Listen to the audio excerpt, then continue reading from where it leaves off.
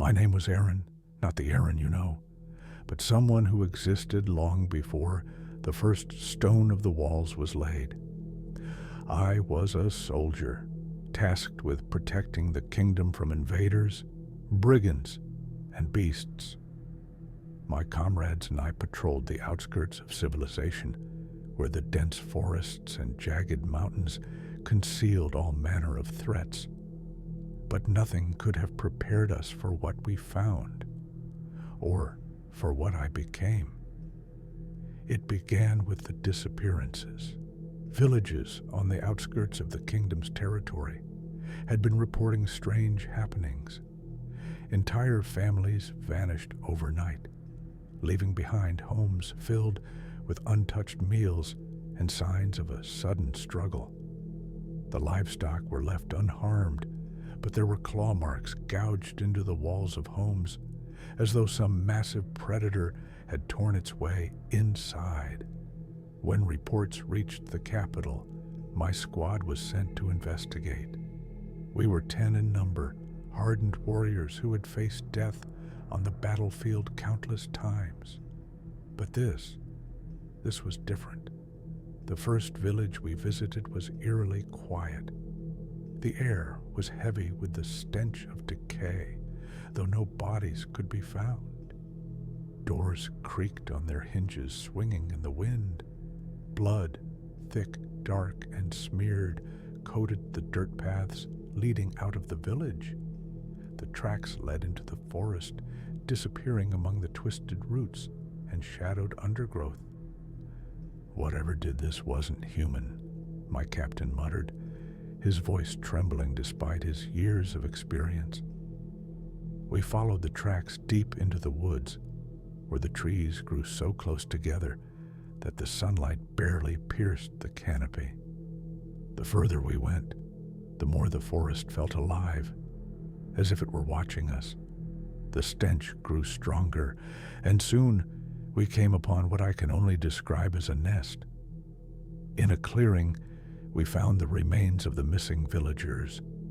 Their bodies were piled haphazardly, limbs twisted at unnatural angles. But what struck me most was the state of their faces. They were contorted in expressions of unimaginable terror, their mouths frozen in silent screams. I felt bile rise in my throat, but I forced it down. I had to stay strong for my squad. That was when we heard the sound. A low, guttural moan, like the wind passing through a cracked flute. It came from deeper within the clearing. We drew our weapons and moved cautiously toward the sound. What we found defied explanation. A creature was chained to a tree, its body partially buried in the earth. It was massive, at least 15 feet tall, but its proportions were grotesque. Its arms were too long, its skin stretched tight over bulging muscles. Its face was the most horrifying part, a twisted amalgamation of human and monster. The eyes, they were filled with fear and pain. "Help me," it croaked, its voice a distorted echo of humanity. We froze. The creature's voice sounded familiar. As it spoke again, I realized it was calling my name. "Aaron, please, help me." I stumbled backward, nearly dropping my sword. The voice belonged to Marcus, a friend and comrade who had gone missing 2 weeks prior. He had been part of another squad sent to investigate the disappearances. Now, he was this thing. "What the hell is this?" one of my comrades whispered, his voice shaking. Before we could act, Marcus let out an ear-piercing scream. The sound seemed to awaken something in the forest. From the shadows, more figures emerged. They were titans, but not like the ones you know. These were incomplete, their bodies malformed and oozing with a black tar-like substance. They moved with jerky, unnatural motions, as though they were being controlled by unseen strings. We fought with everything we had, but our blades barely scratched their flesh. One by one, my comrades fell, their screams echoing in the darkness. I ran. I'm not proud of it, but I ran. The forest seemed to twist and turn, guiding me deeper into its grasp. Eventually, I collapsed, exhausted and alone. That was when I found the journal. It was lying in a hollow at the base of a tree, its leather cover worn and cracked with age. I opened it, desperate for answers. The pages were filled with notes and diagrams written in a language I barely understood. But I managed to piece together the story it told. Centuries ago, the ancestors of the founding Titan had attempted to create immortal warriors.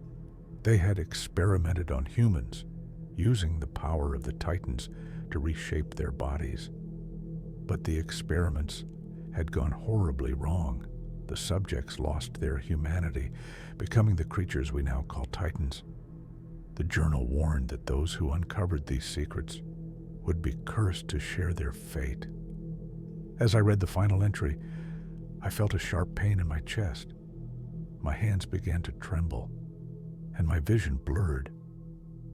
I dropped the journal and looked at my reflection in a nearby pool of water. My eyes, they were glowing. The transformation was slow at first. My joints ached, and my skin felt too tight for my body. I tried to return to the capital to warn the others, but I was too late. By the time I reached the outskirts, I was no longer human. My body had grown taller, my limbs elongating into grotesque shapes. I could feel my mind slipping away, replaced by an insatiable hunger. I became one of them, a Titan. But unlike the others, I retained a fragment of my humanity. I wandered the land, a monster in the eyes of men. I watched as the walls were built, as humanity confined itself to its cages, and now I write this with the last vestiges of my sanity, hoping that someone will find this and understand the truth. The Titans were not our enemies. They were our predecessors, our brothers and sisters, cursed by the hubris of those who sought to play God. And now, I am one of them. Do not seek the secrets of the Titans. Do not venture beyond the walls. And if you see a Titan with human eyes, run, for it may still remember your name.